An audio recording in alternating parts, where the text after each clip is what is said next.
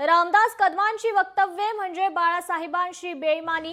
संजय राऊतांनी रामदास कदमांना सुनावलंय। बाळासाहेबांचा मृतदेह 2 दिवस मातोश्रीत का ठेवण्यात आला असा सवाल रामदास कदम यांनी उपस्थित केला होता। त्यावरच आता संजय राऊत यांनी हे प्रत्युत्तर दिलंय।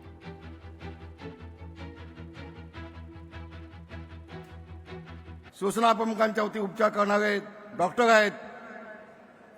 आज त्या डॉक्टरांना विचारून घ्या, 2 दिवस शिवसेना प्रमुखांची बॉडी का ठेवली होती उद्धवजींनी? तुम्ही काय अंतर्गत चाललं होतं तुमचं? पण हे सगळं कशासाठी? कोणतरी सांगितलं बाळासाहेबांच्या हाताचे ठसे घेतले होते, ठसे। मग ठसे कशासाठी घेतले होते? काय नेमकं होतं? माझी विनंती आहे, बाळासाहेबांचं मृत्यूपत्र कोणी केलं, कधी झालं, त्यामध्ये सही कुणाची होती, कोणाला सगळी माहिती? अरे तुम्ही आम्हाला काय शिकवता? शिवसेना आम्ही मोठी केली।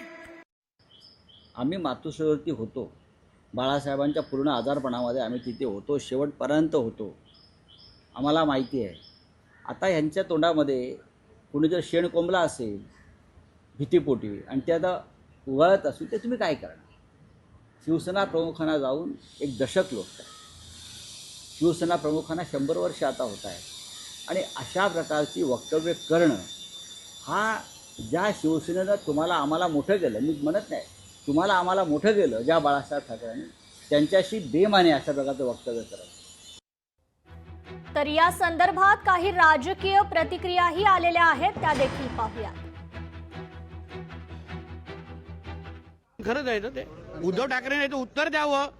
स्वित्झर्लंडला कोणाला पाठवलेलं होतं, स्वित्झर्लंडवरून कोण येण्यासाठी थांबलेलं आणि म्हणून आदरणीय स्वर्गीय बाळासाहेब ठाकरेंसाठी सगळी ती प्रक्रिया उशीर करायला लावली, याचं उत्तर उद्धव ठाकरेंनी द्यायला पाहिजे ना।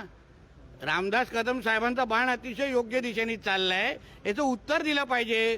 स्वित्झर्लंडच्या कुठल्या फ्लाईटवरून कोण येणार होतं, त्यासाठी कोण वाट पाहत होतं, कुठल्या कागदपत्रासाठी, कुठल्या प्रॉपर्टीसाठी उशीर केला, उत्तर उद्धव ठाकरेंनी दिलं पाहिजे। आजपर्यंत जे या पक्षातून त्या पक्षात गेले त्यांच्यावर कुठली ना कुठली तरी कारवाई सुरू आहे, त्यांच्यावर कुठली ना कुठली तरी चौकशी सुरू आहे। लोकशाही मराठी ऐका, पहा, जागरूक रहा।